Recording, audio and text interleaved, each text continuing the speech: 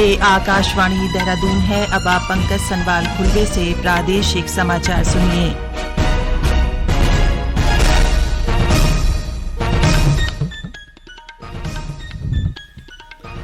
पहले मुख्य समाचार।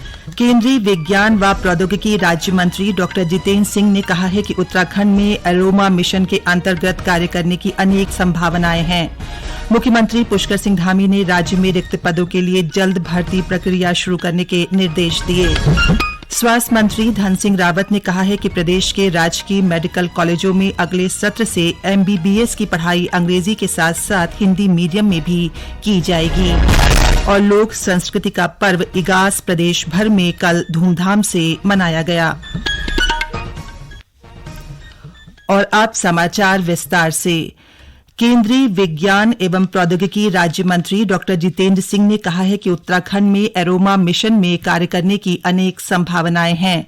वे आज देहरादून में आयोजित आकाश तत्व व जीवन पर आयोजित 4 दिवसीय राष्ट्रीय सम्मेलन और प्रदर्शनी को संबोधित कर रहे थे। उन्होंने कहा कि 25 वर्षों में भारत को शिखर पर ले जाने के लिए हिमालयी राज्यों की महत्वपूर्ण भूमिका होने वाली है। श्री सिंह ने कहा कि स्वतंत्र भारत के इतिहास में इस तरह का आयोजन पहली बार हो रहा है, जिसमें प्राचीन ज्ञान को आधुनिक शोध से जोड़कर वैज्ञानिक मंथन किया जा रहा है।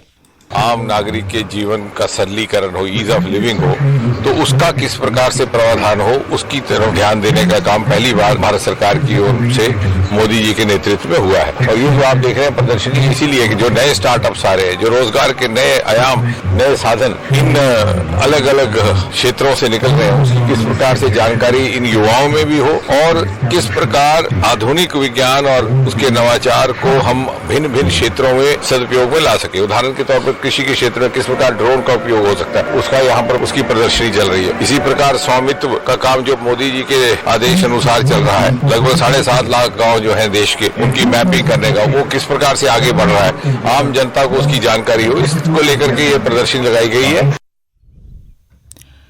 मुख्यमंत्री पुष्कर सिंह धामी ने कहा कि राज्य सरकार सकल घरेलू उत्पाद के साथ सकल पर्यावरण उत्पाद की महत्ता पर विशेष ध्यान दे रही है।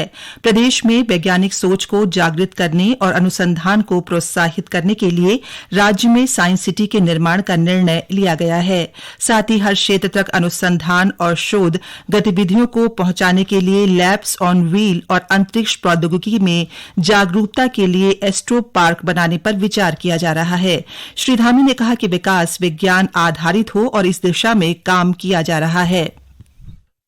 हमारे देश के प्रधानमंत्री जी की कल्पना है, सारा जो विकास है वो साइंस एंड टेक्नोलॉजी आधारित हो। साइंस एंड टेक्नोलॉजी का अत्यधिक लाभ लिया जाए, उस पर काम किया जाए, उस पर आगे बढ़ा जाए, तो ये जो संगोष्ठी है, ये सम्मेलन है, उस दिशा में बहुत कारगर सिद्ध होगा। और जो प्रधानमंत्री जी की कल्पना है, एक भारत श्रेष्ठ भारत, और भारत अनुसंधान के क्षेत्र में जो उन्होंने नारा दिया है, जय जवान, जय किसान, जय विज्ञान और जय अनुसंधान, तो अनुसंधान के क्षेत्र में एक मील का पत्थर साबित होगा। यहाँ से इसकी शुरुआत हुई है।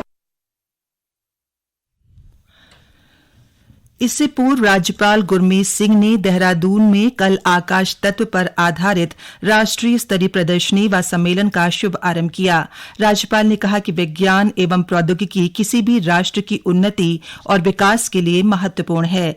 उन्होंने कहा कि अंतरिक्ष विज्ञान, परमाणु ऊर्जा, सूचना प्रौद्योगिकी, जैव प्रौद्योगिकी पर अनेक नवीन शोध कार्य किए जा रहे हैं। उन्होंने पंच महाभूत के विषय में भारत के पौराणिक ज्ञान को आधुनिक वैज्ञानिक शोध से समझने की आवश्यकता को इंगित किया। प्रदेश में खाली पड़े सरकारी पदों को भरने के लिए कोशिशें की जा रही हैं। मुख्यमंत्री पुष्कर सिंह धामी ने आज सचिवालय में सभी विभागों में खाली पड़े पदों को भरे जाने को लेकर बैठक की। मुख्यमंत्री ने सभी विभागों को 1 सप्ताह का और समय दिया और अधियाचन भर्ती की प्रक्रिया पूरी किए जाने के निर्देश दिए हैं। वर्तमान में करीब 30,000 पद सरकारी विभागों में खाली हैं, जिन्हें भरने की प्रक्रिया चल रही है। सभी विभागों को बुलाया था, सभी विभागों के जो विभागाध्यक्ष थे, सचिव थे, पुराना एक डाटा है, लगभग 30,000 भर्तियां अभी होनी है। ऐसे 30,000 रिक्तियां अभी निकली हैं तत्कालिक रूप में। उन सभी पर हमने तत्काल भर्ती करने का निर्णय लिया है कि जल्दी से उसमें भर्ती प्रक्रिया में उनके अध्याचन निकाले जाए, जो लोक सेवा आयोग को दिए जा सकते हैं, लोक सेवा आयोग को देंगे और 1 हफ्ते के अंदर सारे विभाग अपने अपने जो है सारे काम पूरे कर लेंगे। उन्होंने उन विभागों को अध्याचन की जानकारी जल्द भेजने के भी निर्देश दिए जिन्होंने अभी तक रिक्त पदों की जानकारी भेजी है। रक्षा मंत्रालय ने 10 साल की सेवा करने वाले उन जूनियर कमिश्नर अधिकारियों को अनुपातिक पेंशन के प्रावधानों का लाभ दिया है जो सार्वजनिक क्षेत्र के उपक्रमों में स्थायी रूप से नियुक्त हो गए हैं। पहले ये लाभ केवल कमीशन प्राप्त अधिकारियों तक ही सीमित था। रक्षा मंत्री राजनाथ सिंह ने इस संबंध में पूर्व सैनिक विभाग के एक प्रस्ताव को मंजूरी दे दी है। प्रावधान उन जूनियर कमीशन अधिकारी पर लागू होंगे जो केंद्रीय सार्वजनिक क्षेत्र के उद्यमों, केंद्रीय सार्वजनिक क्षेत्र के उपक्रमों में 6 मार्च 1985 को या उसके बाद या केंद्रीय स्वायत्त निकायों में 31 मार्च 1987 को या उसके बाद नियुक्त हुए हैं। ये समाचार आप आकाशवाणी देहरादून से सुन रहे हैं। हेलो जागृति जी। मैं सीमा बोल रही हूँ। मेरा नया टीवी खराब हो गया। दुकानदार, कंपनी दोनों से बात की, दोनों ने पल्ला झाड़ लिया। मैं क्या करूँ? आप 1915 पर कंप्लेंट करिए। 1915? हाँ, 1915। यह राष्ट्रीय उपभोक्ता हेल्पलाइन का नया नंबर, जहाँ नेशनल हॉलिडे के अलावा कभी भी सुबह 8 बजे से लेकर शाम 8 बजे तक आप अपनी उपभोक्ता शिकायत दर्ज करा सकती हैं। अच्छा? हाँ। उपभोक्ता मामले विभाग, भारत सरकार। ये समाचार आप आकाशवाणी देहरादून से सुन रहे हैं। चिकित्सा स्वास्थ्य व चिकित्सा शिक्षा मंत्री धन सिंह रावत ने कहा है कि प्रदेश के राजकीय मेडिकल कॉलेजों में अगले सत्र से एमबीबीएस की पढ़ाई अंग्रेजी के साथ साथ हिंदी मीडियम में भी की जाएगी। इसके लिए चिकित्सा शिक्षा विभाग द्वारा एक 4 सदस्यीय विशेषज्ञ समिति का गठन किया गया है, जिसे अगले सत्र से राज्य के राजकीय मेडिकल कॉलेजों में लागू कर दिया जाएगा। इसके साथ ही मेडिकल में हिंदी पाठ्यक्रम अपनाने वाला उत्तराखंड देश का दूसरा राज्य भी बन जाएगा। गौरतलब है कि पर्वतीय क्षेत्रों से अपनी स्कूली शिक्षा हिंदी माध्यम से ग्रहण करने वाले छात्र छात्राओं को अंग्रेजी में की जाने वाली मेडिकल की पढ़ाई के दौरान समस्याओं का सामना करना पड़ता है। साथ ही समय समय पर स्वयं डॉक्टरी की पढ़ाई कर रहे छात्र छात्राएं भी मेडिकल शिक्षा के पाठ्यक्रम को हिंदी मीडियम में भी उपलब्ध कराने की मांग सरकार से करते आए हैं। इन सभी बातों का संज्ञान लेते हुए चिकित्सा शिक्षा विभाग ने नए सत्र से एमबीबीएस की पढ़ाई अंग्रेजी के साथ साथ हिंदी माध्यम से भी कराने का निर्णय लिया है।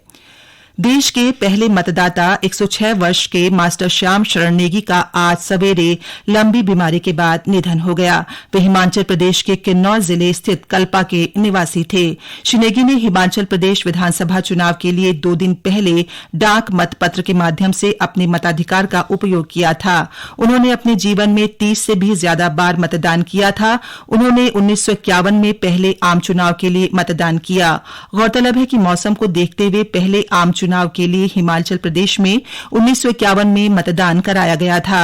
चुनाव आयोग और सूचना व प्रसारण मंत्री अनुराग सिंह ठाकुर ने श्याम शरण नेगी के निधन पर शोक व्यक्त किया है। वहीं मुख्यमंत्री पुष्कर सिंह धामी ने उनके निधन पर गहरा दुख जताया है। रुद्रप्रयाग में अलकनंदा मंदाकिनी के संगम पर गंगा स्नान व पूजा अर्चना के साथ जखोली ब्लॉक के ग्राम तरवाड़ी में पांडव नृत्य शुरू हो गया है। स्थानीय ग्रामीण सदियों से चली आ रही इस प्राचीन परंपरा का निर्वहन करते आ रहे हैं। पांडव नृत्य को लेकर ग्रामीणों में खासा उत्साह देखा जा रहा है। इसी क्रम में कल संगम पर देवी देवताओं, देव निशाणों और बाणों को गंगा स्नान कराया गया। मुख्य पुजारी व अन्य ब्राह्मणों ने वैदिक मंत्रोच्चार के साथ देव निशाणों के साथ देवी देवताओं की विशेष पूजा अर्चना के साथ ही पांडवों का आह्वान किया गया। उसके बाद पांडव पशवा व ग्रामीणों ने ढोल दमाव की थाप पर देव निशाणों के साथ दरमोला गांव के लिए प्रस्थान किया। लोक संस्कृति का पर्व इगास प्रदेश भर में कल धूमधाम से मनाया गया। पहाड़ से लेकर राजधानी देहरादून में जगह जगह विभिन्न कार्यक्रम आयोजित किए गए। प्रदेशवासियों ने रात को ढोल की थाप पर भैलू खेला और पारंपरिक गीत गाए। वहीं इगास पर्व पर मुख्यमंत्री आवास में विभिन्न संस्थाओं और संगठनों की ओर से भव्य आयोजन किया गया। मुख्यमंत्री पुष्कर सिंह धामी इस अवसर पर परेड ग्राउंड के साथ साथ दून विश्वविद्यालय में भी आयोजित कार्यक्रम में शामिल हुए। उधर केंद्रीय राज्य मंत्री अजय भट्ट भी बन्नू स्कूल में आयोजित इगास कार्यक्रम में शामिल हुए। वहीं विधानसभा अध्यक्ष ऋतु खंडूड़ी भूषण ने कोटद्वार में लोगों के साथ इगास मनाई। रुद्रप्रयाग के जिलाधिकारी मयूर दीक्षित ने आज श्री तुंगनाथ धाम का पैदल निरीक्षण कर यात्रा व्यवस्थाओं का जायजा लिया। इस अवसर पर जिलाधिकारी ने तीर्थयात्रियों से वार्तालाप भी की और ट्रैक रूट पर विशेष स्वच्छता बनाए रखने की अपील की। उन्होंने अगले वर्ष यात्रा को और अधिक सुव्यवस्थित ढंग से संचालित करने और तीर्थयात्रियों को बेहतर सुविधाएं उपलब्ध कराने के लिए तीर्थ पुरोहितों से सुझाव भी मांगे। उन्होंने अधिकारियों को अगले वर्ष की प्रस्तावित तैयारियों और व्यवस्थाओं के लिए निर्देशित किया। इस दौरान तुंगनाथ पैदल ट्रैक पर विशेष स्वच्छता अभियान भी चलाया गया। चमोली जिले में जिला विधिक सेवा प्राधिकरण की ओर से जन जागरूकता कार्यक्रम आयोजित किए जा रहे हैं। इसमें बंदियों और संप्रेषक गृह के बालकों के लिए हक हमारा भी तो है और नागरिकों के सशक्तिकरण के लिए विधिक जागरूकता और हर घर पहुंच अभियान 31 अक्टूबर से 13 नवंबर तक चलाया जा रहा है। अंत में मुख्य समाचार एक बार फिर।